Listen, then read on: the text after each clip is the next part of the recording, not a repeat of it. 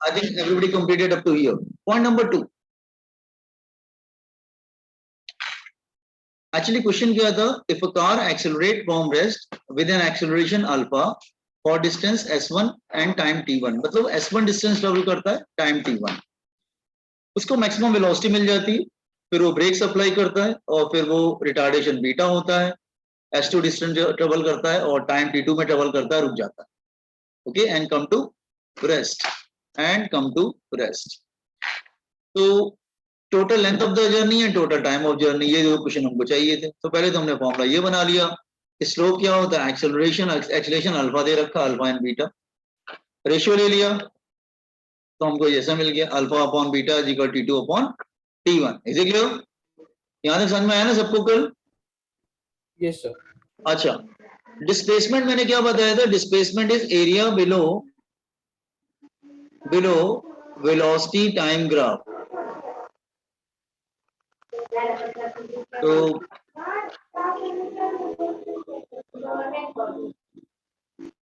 अच्छा, तो S1 क्या हो जाएगा, area half base into height. तो बेस क्या लेंगे बेटा, हाइट क्या लेंगे, half base into height. Base क्या होगा, हाइट क्या होगा, half base into height. Time base होगा T1 sir. T1 into V max ना. हाँ, और S2 क्या हो जाएगा, base into height. Half into T2 into V max. T2 into V max. V max, हाँ. S2 is equal to half into T2 into V max, half base into height. इसका भी ratio ले लो, taking ratio. तो S1 upon S2 सब cancel हो जाएगा, ratio लेंगे तो T1 upon T2, equation number 2. तो इक्वेशन नंबर 1 आया था alpha upon beta is equal to T2 upon T2, और इक्वेशन नंबर 2 आया S1 upon S2 is equal to T1 upon T2. ठीक है. अच्छा, दोनों का जो है ना, combining both 1 and 2, combining equation number 1 and equation number 2, तो कैसे लिखेंगे बच्चा, S1 upon S2 is equal to T1 upon T2, T1 upon T2. Alpha upon beta आएगा कि बीटा अपॉन अल्फा आएगा, इन दोनों को कंबाइन कर beta upon alpha. Beta upon alpha आएगा, बीटा अपॉन अल्फा. तो ये तुम लर्न कर लेना, पहले बात तो ये है, you have to learn this one. Equation number 3, copy down up to equation number 2 and 3. Okay, 2 and 3, copy down 2 and 3. I'm just coming 1 second. हाँ, ईयरफोन ले लेता हूँ जरा.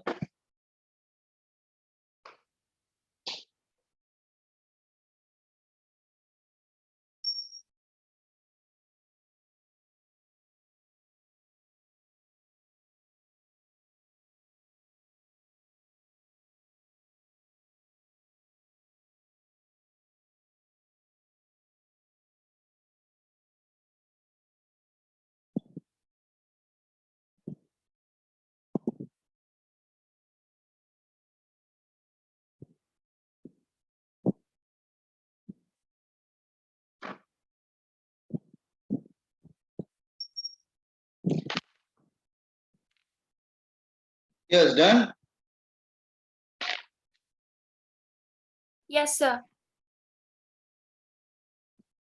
Okay. Now next is हमें मिल गया डायग्राम के अकॉर्डिंग, S1 क्या था, डिस्प्लेसमेंट ड्यूरिंग एक्सेलरेशन. S2 क्या था, displacement during retardation. Alpha and beta they are acceleration and retardation. Ratio निकाल लिया और ये सब मिल गया. अच्छा, थर्ड पॉइंट, इस पे न्यूमेरिकल्स आएंगे, सब याद करके जाना पड़ेगा. Equation number 3, total time of journey, time of journey, पूरे जर्नी का टाइम क्या हो जाएगा, तो T1 प्लस T2, तो एक काम करो, ये इक्वेशन नंबर 1 और 2 से ये T1 T2 लेके आओ. इधर से देखो जरा, इधर से T1 लेके आओ और इधर से T2 लेके आओ. ये T1 एंड T2 क्या मिलेगा, T1 T2 T1 T2 क्या मिलेगा? T1 T2 लाके रख दीजिए ना, क्या मिलेगा बच्चे? T1 क्या मिलेगा?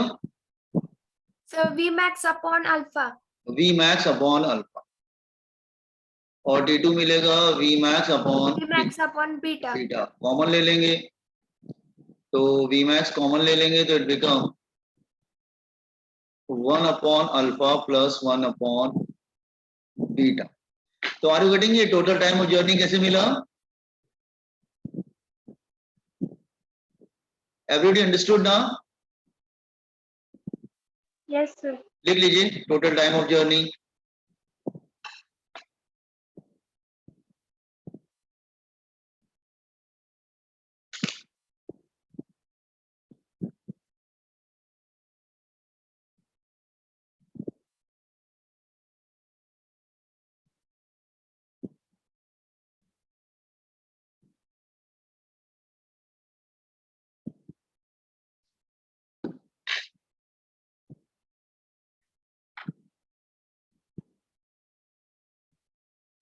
ओके, तो टाइम का formula you to learn it. ये मैं ब्लू से लिख देता हूँ टाइम का फॉर्मूला। टाइम का फॉर्मूला आ गया हमारा V max 1 upon acceleration plus 1 upon retardation. ठीक है, this is and the last formula, total length of journey, total length of journey,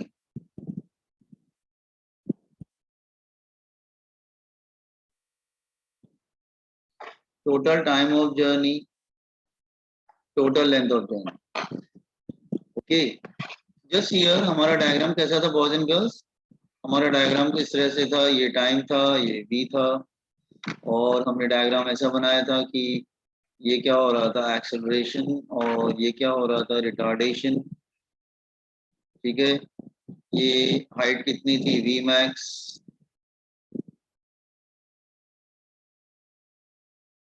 height is v max। ये टाइम T1 था और ये टाइम T2 था। और ये टोटल टाइम क्या था? T। अच्छा, अगर total length of the journey चाहिए तो I want total area, total area, area of triangle. I want total area of this triangle. Total area चाहिए मुझे, तो टोटल एरिया कैसे निकलेगा? Half base into height. तो बेस क्या हो जाएगा? T इंटू हाइट क्या हो जाएगा? V max। ठीक है कि नहीं? हाँ, अब ये T की वैल्यू निकाल के इधर रख दो, तो हमारे पास फॉर्मूला क्या हो जाएगा? L is equal to T की वैल्यू रख देंगे, तो हाफ V max स्क्वायर हो जाएगा 1 upon alpha plus 1 upon beta। Everybody got this final formula? So they can ask anything.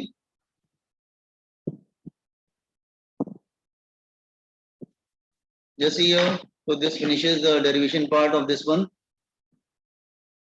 The number of times they ask, usually ask question, तो ये ध्यान रखना कि कैसे कंप्लीट करना है इसको।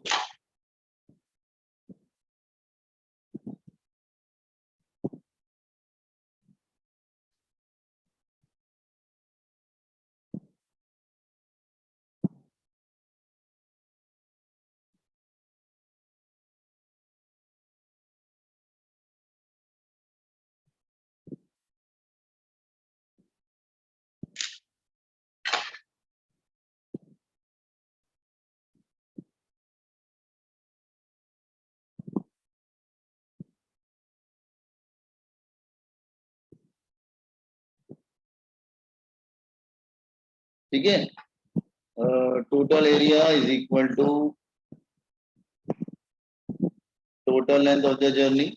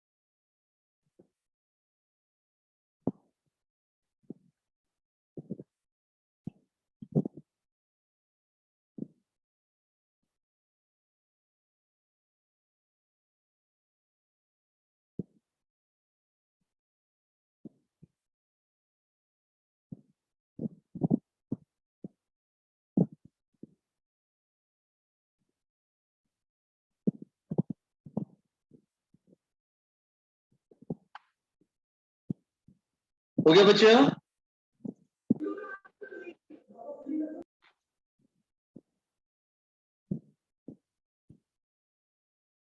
Yes, sir, done. अच्छा, एक बात ध्यान रखना, इसमें कितने फॉर्मूले हो गए जो तुम्हें याद करने होंगे। आपको डायग्राम याद रखना पड़ेगा, 1 2 3 3 वाला ज्यादा इंपॉर्टेंट है, then total time of journey या total length of journey, in this way you can calculate. ठीक है ना। एक क्वेश्चन और इसमें मॉडिफाई किया जाता है, मतलब दो ही तरह के क्वेश्चन आते हैं। एक तो ऐसा आएगा जो मैंने आपको बता दिया इसमें, अब तुम्हें देख लेना पड़ेगा तुम्हें कौन सा फॉर्मूला यूज करना है। Can I proceed forward?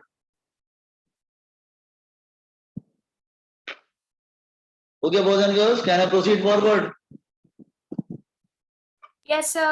Yes, sir. अच्छा, अब सपोज कर लो इसमें एक क्वेश्चन और आता है, सेम क्वेश्चन, मतलब सेम क्वेश्चन। अब सेम क्वेश्चन आएगा तो आंसर भी सेम ही होना चाहिए। नहीं, थोड़ा चेंज कर देता है। क्या चेंज कर देता है? लुक हियर, अब मैं फिर से क्वेश्चन लेता हूं। Let a car start from rest,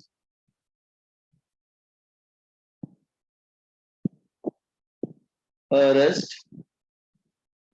with acceleration a,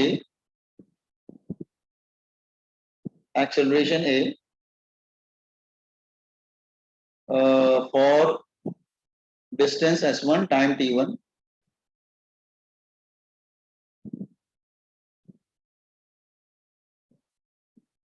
attain maximum velocity vmax, maximum velocity vmax,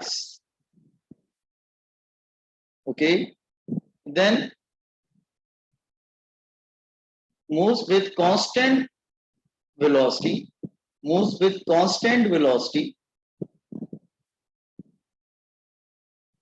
अगर वेलोसिटी कांस्टेंट हो गया तो अपना एक्सीलरेशन क्या होगा? 0 फॉर टाइम, ये t1 था, for time t2, no t2 तो नहीं, t2 उसको लिया था, फॉर टाइम t3, ठीक है, for time t3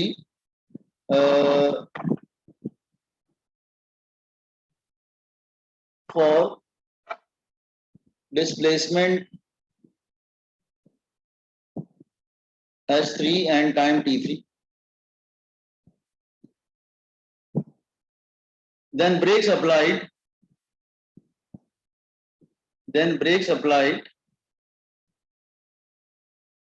with retardation मतलब deacceleration। अच्छा, एक्सीलरेशन अल्फा करो बेटा, अल्फा था, retardation beta for distance s2 and time t2 and comes to rest। Open this question। आप कहेंगे s3 बीच में लगा दिया, अरे हमने s1 s2 पहले कर चुके हैं ना, तुम उसको चेंज नहीं करना चाहते।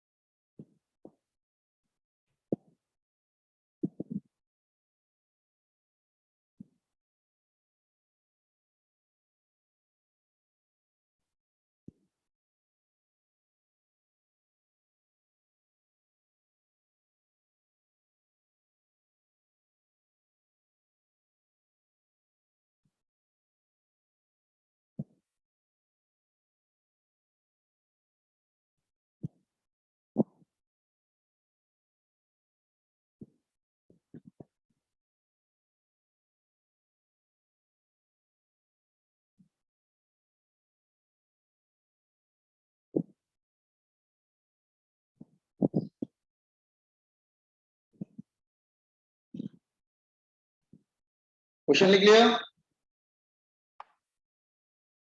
Yes, sir. Yes, sir. अच्छा, अब आप कहेंगे सर s3 बीच में क्यों डाला? क्योंकि देखो पहला हमारा क्वेश्चन क्या था जो हमने पहले कल किया था, वो s1 s2 लेके किया था, तो उसको डिस्टर्ब नहीं करना चाहते, क्योंकि हमारा फॉर्मूला थोड़ा बहुत तो काम आएगा ही ना पहला वाला। अब देखो क्या हो गया, क्या ना सी, अब हमने थोड़ा सा चेंज कर दिया, अब हमने इस तरह से कर दिया, लुक हियर, ये टाइम t है, ये वेलोसिटी v है। तो क्वेश्चन तो वही है, पहले वो एक्सेलरेट करता है, ठीक है, एक्सेलरेशन इज अल्फा, और कितने टाइम के लिए, t1, T1. हाँ ये टाइम t1 है। लेकिन उसके बाद एक पार्ट और ऐड कर दिया कि वो फिर वो कांस्टेंट वेलोसिटी से मूव करने लगा, ये पार्ट उसमें नहीं था। उसमें तो ये कहता क्या कि एक्सेलेरेशन हो गया, फिर सीधे वो रिटार्डेशन कर देता था, सीधे ब्रेक अप्लाई करता था। और इसमें तो कुछ और ही चल रहा है, इसमें रिटार्डेशन हो गया बीटा, और ये टाइम हमने लिया था t2, ठीक है, ये टाइम लिया था t2। अब यहां पे ये टाइम लिया था हमने t2।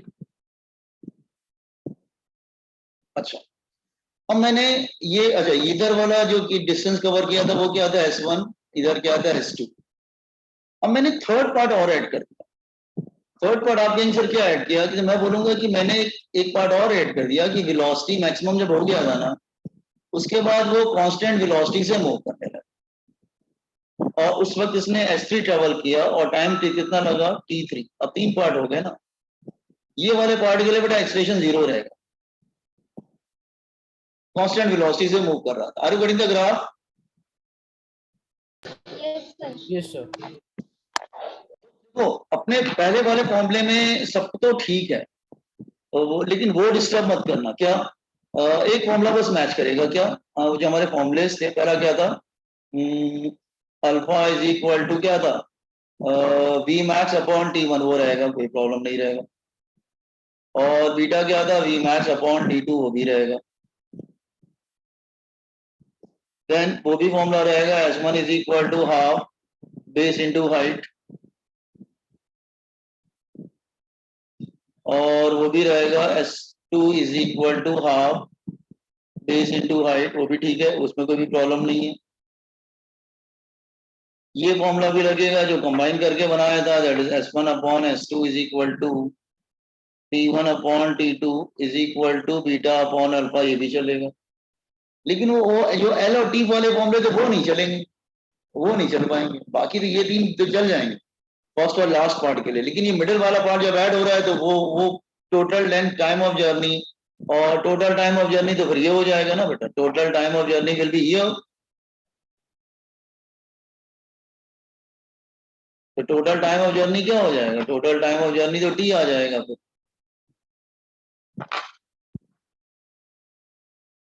तो अगर तुमको टोटल टाइम ऑफ जर्नी चाहिए तो तुमको सब ऐड करना पड़ेगा, t1 plus t2 plus t3। और अगर टोटल लेंथ ऑफ जर्नी चाहिए, टोटल एरिया लेना पड़ेगा, total area of graph.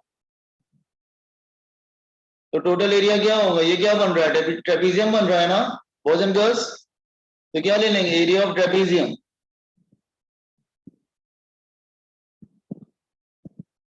Area of trapezium का फॉर्मूला क्या बताया था कल, half sum of parallel side into height.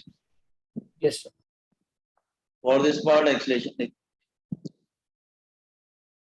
For this part acceleration is alpha, ठीक है। सो ट्रेपीजियम का क्या आएगा, एक मिनट,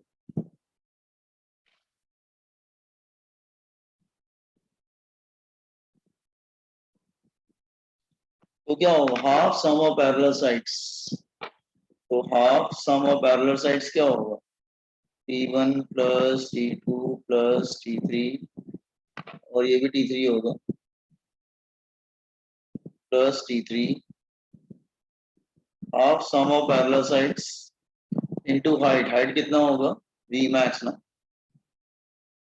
तो ये हो जाएगा half t1 plus t2 plus 2t3 into V max. ठीक है, समझ में आया कैसे निकालोगे। बाकी सब तो चलेगा, लेकिन total time of journey, total length of journey बदल जाएगा। Is it clear? Copy this one, question copy कर लिया सबने? Yes, sir. अच्छा ठीक है, चलो start.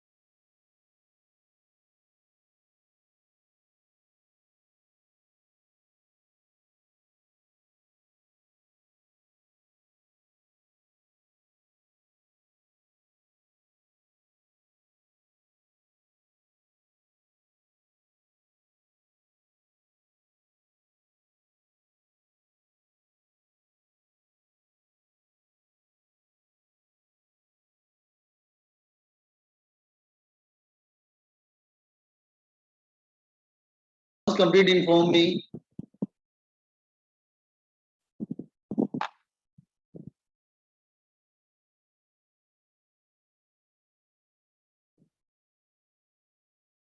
Once you complete, inform me. Yes, sir.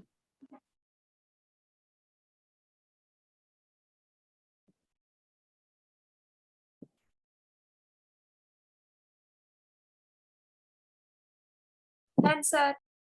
अच्छा, Sir, wait. Sir, wait, please.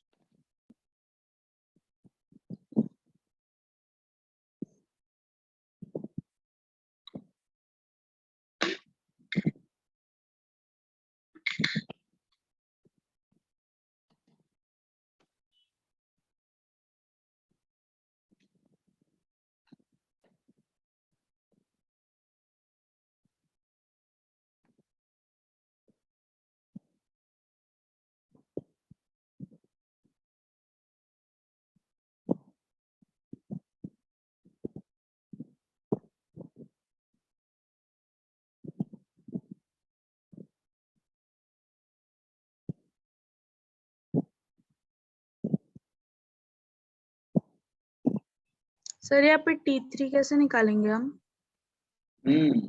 अब या तो कुछ दिया रहेगा या कुछ दिया, मतलब कैसे भी निकाल लेना बेटा। T3 ऐसे निकाल सकते हैं। ये एक मिनट रुको। S1 क्या हो जाएगा? Half base into height. S2 क्या हो जाएगा? ये ट्राइंगल, हाँ, half base into height, half base into height. मतलब आप कहने का मतलब, अच्छा आप ये वाला एरिया, हाँ ये वाला पूरा एरिया निकालना पड़ेगा तुमको। ये एरिया कैसे निकालोगे? रेक्टेंगल है ना। So area of a trapezium minus वो individual. हाँ, या तो नहीं, एक तरीका और भी, मतलब एरिया ऑफ रेक्टेंगल निकाल लो फिर। Length into breadth, length into breadth. Height तो वी मैक्स है ना, लेंथ इंटू ब्रेथ। तो T3 length into breadth, Vmax into T3. हाँ डी मैक्स इंटू T3, ऐसे भी निकाल लो। और कोई तरीका, मतलब इन्होंने बोला area of trapezium minus that, वो भी कर सकते हैं। अब वो एक्चुअली तुमको जज करना पड़ेगा, तुम्हें करना कैसे है, वो वहां पे तुम्हें जज करना पड़ेगा कि मैं कैसे स्टार्ट करूं, कैसे कंप्लीट करूं। कुछ ना कुछ मिसिंग होगा और बाकी सब दिया रहेगा। तो एरिया निकालना मतलब वही है, एरिया निकालोगे तो आ जाएगा।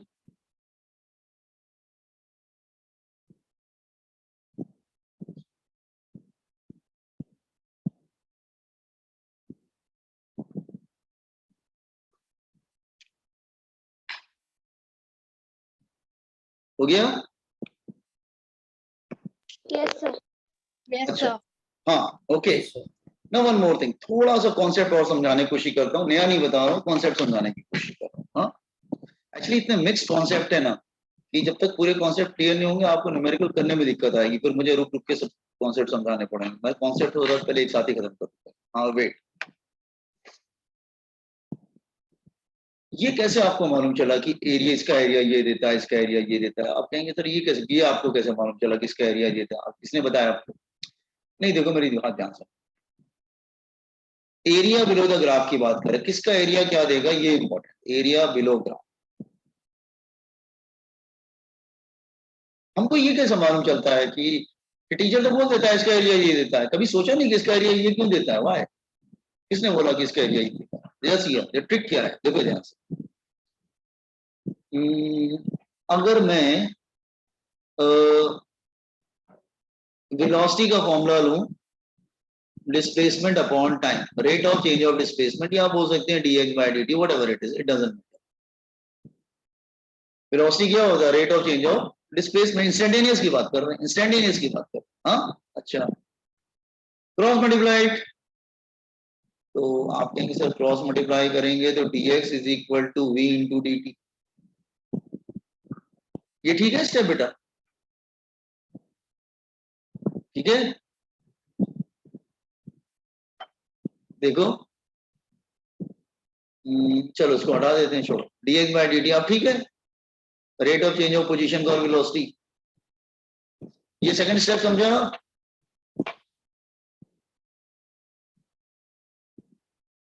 हेलो, क्या हुआ, मेरी आवाज आ रही है क्या?